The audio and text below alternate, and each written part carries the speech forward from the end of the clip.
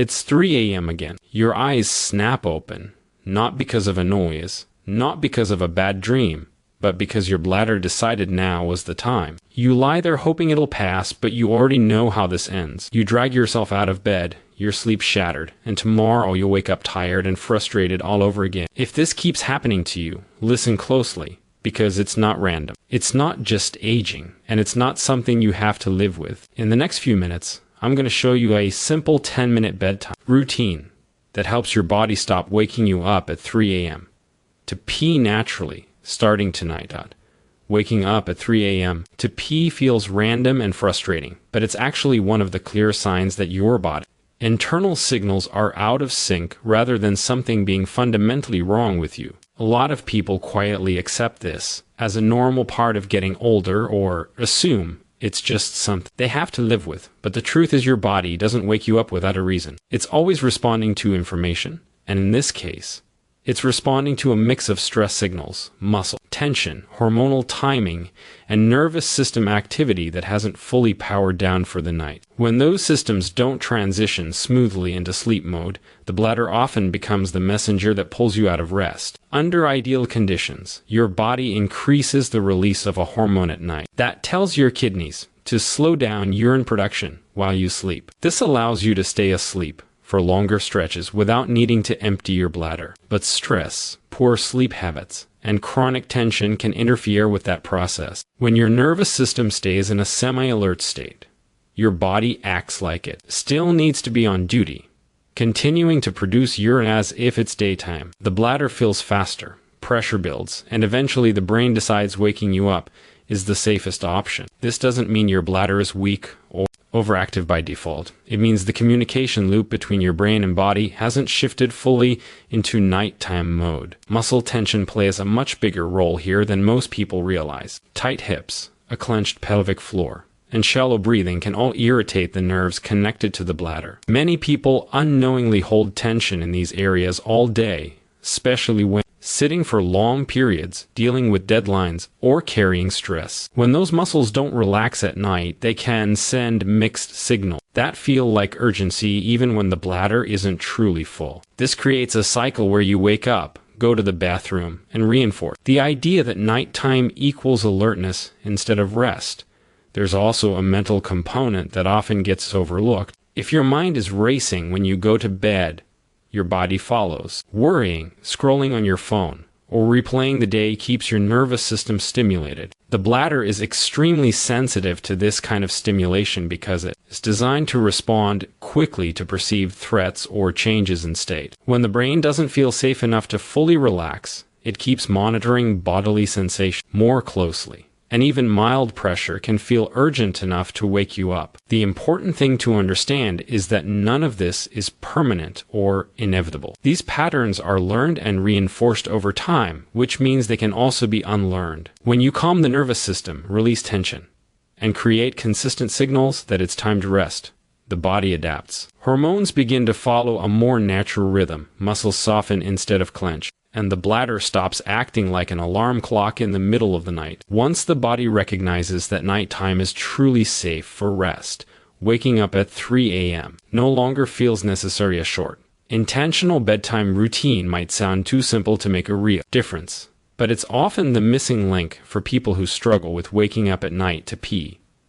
The body thrives on patterns, and when you repeat the same calming actions before bed, you create a powerful signal that tells your nervous system it's time to shut things down. Most people go from full speed during the day straight into bed with no transition at all, expecting sleep to just happen. But without that transition, the body stays partially alert, and when the nervous system is alert, systems like the bladder stay active too. A 10-minute routine works because it targets the root of the problem instead of just the symptom. Rather than trying to force sleep or restrict fluids, it gently guides the body into a state where sleep happens naturally. Slow, deep breathing lowers stress hormones and activates the parasympathetic nervous system, which is responsible for rest and recovery.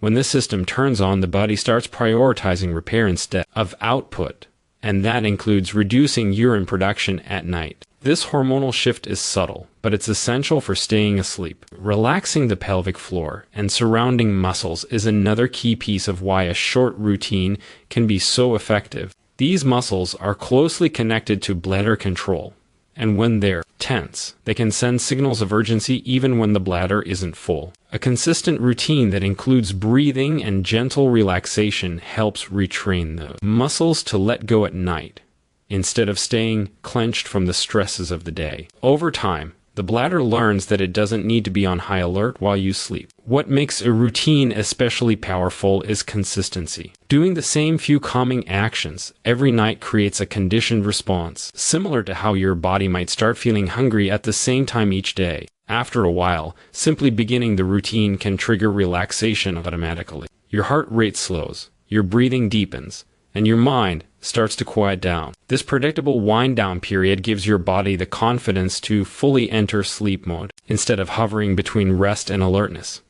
A bedtime routine also helps separate daytime stress from nighttime rest. When you intentionally slow down before bed, you give your brain a clear boundary between the demands of the day and the safety of sleep. This reduces mental chatter, which in turn reduces the bladder's tendency to overreact to minor sensations. Instead of interpreting every small signal as urgent, the brain becomes less vigilant, allowing you to stay asleep longer without interruption. Over time, this simple practice can restore the natural nighttime rhythm your body is designed to follow. Hormones align more closely with your sleep cycle, muscles release instead of tighten, and the bladder becomes quieter as the night goes on.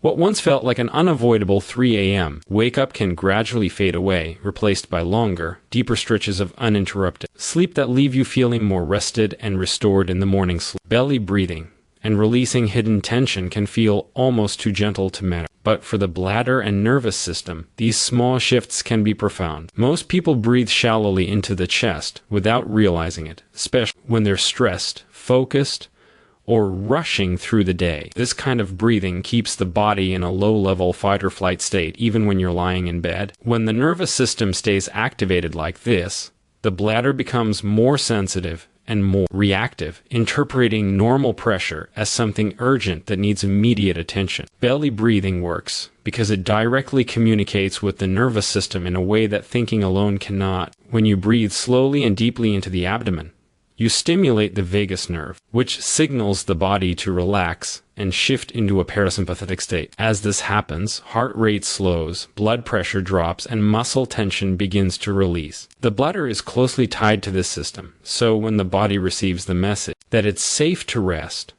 bladder urgency often decreases naturally without force or effort. One of the most overlooked areas of tension is the pelvic floor. Many people unconsciously clench these muscles throughout the day as a response to stress, posture, or even the habit of holding it when they're busy. Over time, this constant tension can confuse the nerves around the bladder, making them overly sensitive. When you lie down at night, instead of relaxing, those muscles may stay tight, send signals that feel like the need to pee even when the bladder isn't full. Gentle breathing that encourages the pelvic floor to soften can help reverse this pattern. As you breathe into your belly, the diaphragm moves downward, and this movement naturally encourages the pelvic floor to lengthen and relax. This coordinated motion is how the body is designed to function, but it often gets disrupted by stress and poor breathing habits. Restoring this rhythm before bed helps reset the communication between the brain, the bladder, and the muscles that support them.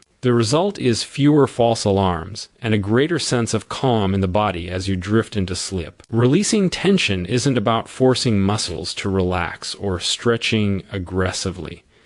It's about allowing them to let go gradually. When you focus on slow exhalations and imagine tension melting away, you give your body permission to stop bracing. This reduces the background noise that the nervous system is constantly monitoring. With less noise, the brain is less likely to fixate on bodily sensations, including bladder pressure that would otherwise go unnoticed during deep sleep. Over time, practicing this kind of breathing and relaxation retrains the body's default response to nighttime. Instead of staying on guard, the nervous system learns that bed equals safety and rest. The bladder becomes quieter, urgency decreases, and the cycle of waking up in the middle of the night begins to break. What starts as a few minutes of intentional breathing can gradually restore a sense of ease and trust in your body's ability to carry you through the night without interruption. Redistributing fluid before sleep is one of the most practical yet misunderstood ways to reduce nighttime bathroom trips. Throughout the day, gravity pulls fluid down into the lower parts of the body, especially the feet, ankles, and calves. This is even more noticeable if you spend long hours sitting at a desk or standing in one place. By the end of the day,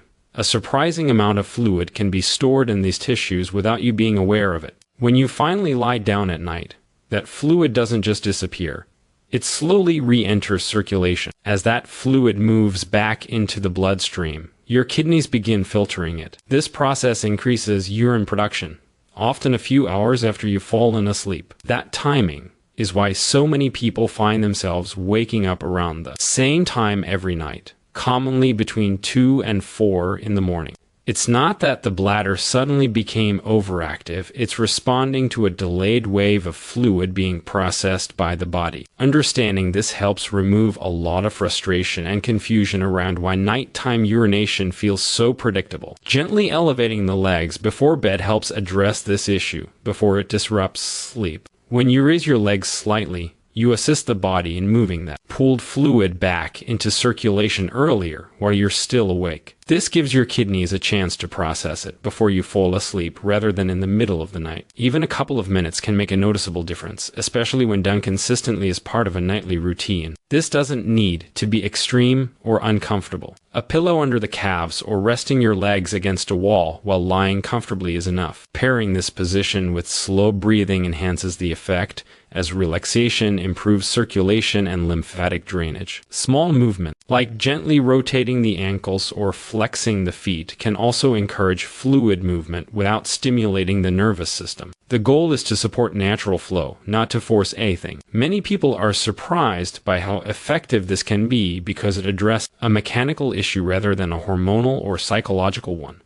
It's a simple adjustment that works with basic physiology. By the time you lie down to sleep, your body has already dealt with excess fluid, reducing the likelihood of a sudden urge waking you later. This approach can be especially helpful for people who notice swelling in their legs by the end of the day or who feel heavier in the lower body at night. Over time, making this part of your bedtime routine can help retrain your body's nighttime patterns. Instead of processing fluid in the early hours of the morning, your system learns to handle it earlier in the evening. This leads to fewer disruptions, longer stretches of uninterrupted sleep, and a more restful night overall. What once felt like an unavoidable 3 a.m. wake-up can become less frequent as your body adjusts to a more balanced rhythm of circulation and rest. Consistency is the quiet factor that determines whether any sleep routine actually works or fades into another forgotten idea. Many people try something once or twice, don't see immediate results, and assume it doesn't work for them. But the body doesn't change through single events, it changes through repeated signals. When you show up for the same routine every night, even for just 10 minutes,